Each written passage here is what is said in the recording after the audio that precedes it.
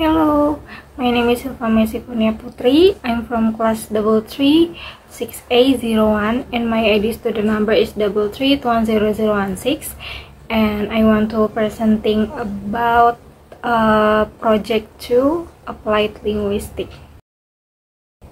So, problem number 1. Mr. Thompson is a linguist studying the use of language in news reporting.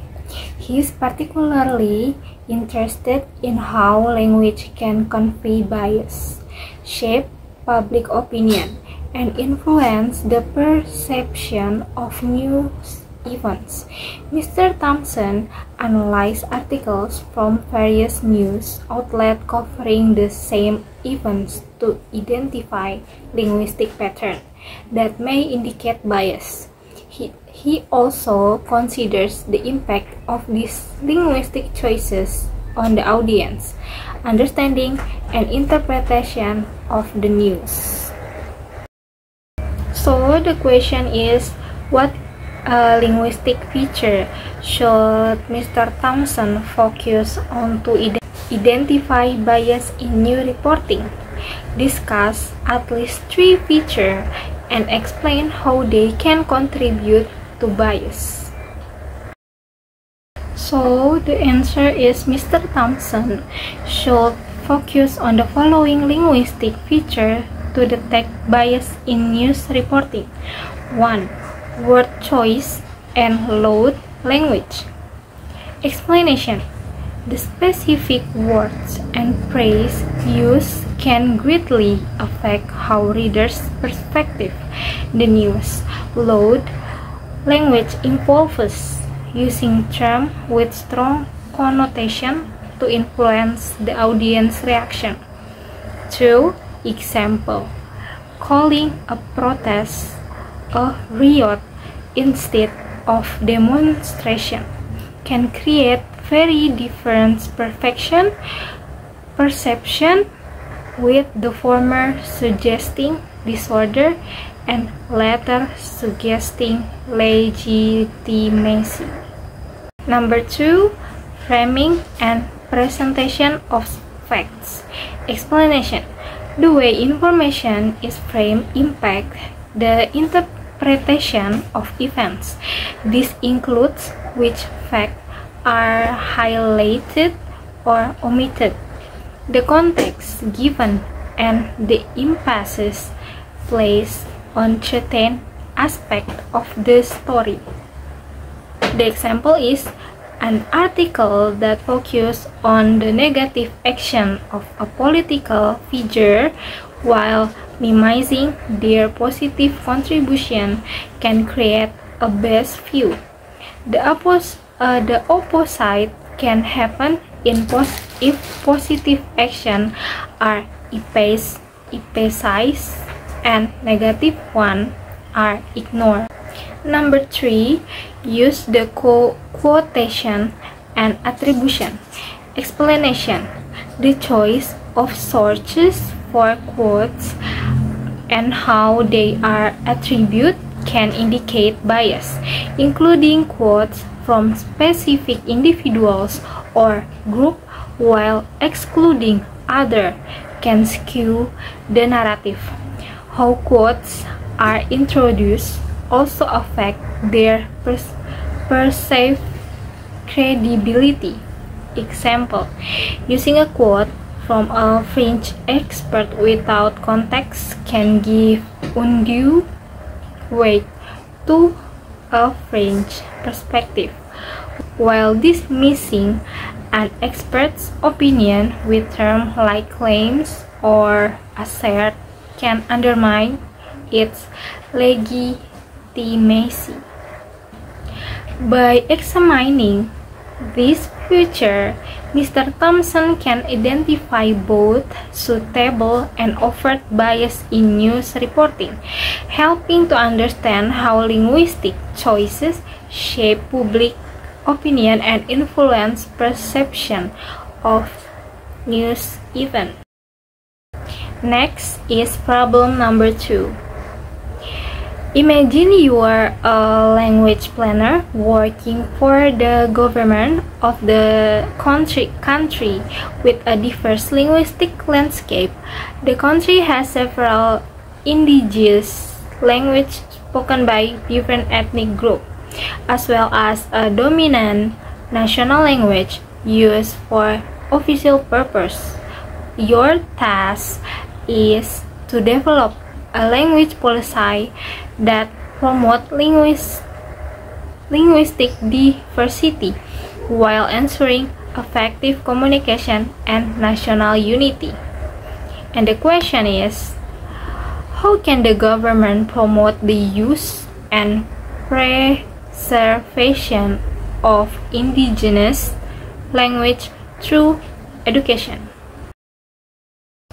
So the answer is promoting the use and preservation of indigenous language through education involves implementing several strategies initiatives.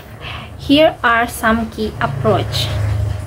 Number 1, bilingual education programs. Early education introduce bilingual education in early childhood and primary schools where indigenous language are used alongside the national language.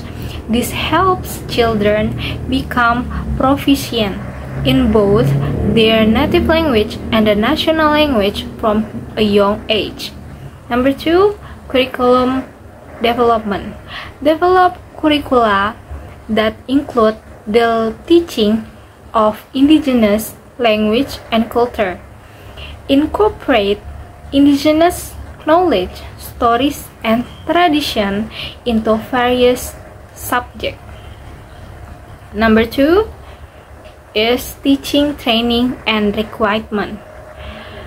Training programs. Establish a specialized training program for teachers to become proficient in indigenous language and effective in bilingual education method. Number 2, requirement of indigenous teacher. Encourage and incentivize individuals from indigenous communicate to become educator. This can help ensure that indigenous language and cultural perspective are authentically represent in the classroom. Number 3, language research development. Textbook and materials. Create and distribute textbook, dictionaries, and other educational material in indigenous language. Collaborate with indigenous communities to ensure accuracy and cultural relevance. Digital research. Develop digital tools and platforms such as language learning apps and online sources to make indigenous language more accessible to students and broader community. And 4 is language right and policy. Support official recognition. Recognize indigenous language as co-official language in regions where they are widely spoken. This can help legitimize their use in education and other official domains. Legislation and funding. Implement laws and allocate funding specifically for the preservation and promotion of indigenous language within the education system. Number 5, community involvement and empowerment. Community schools support the establishment of community-based school where the primary medium of instruction in indigenous language. This school can play a crucial role in cultural preservation and language transmission. Parental and community engagement involve parents and community members in the education process, encourage the use of indigenous language at home and in community activities. Number 6. Media and public awareness campaign. Educational media produce and broadcast educational programs in indigenous language on television, radio, and online platform. This can help increase exposure, and encourage us among younger generation. Number 7. Research and documentation. Linguistic research support research project aimed at documenting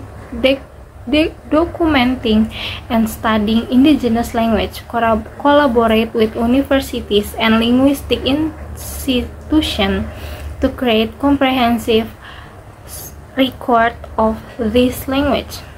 So, by integrating these strategies into the education system, the government can effectively promote the use and preservation of indigenous language while fostering a sense of national unity through multilingualism.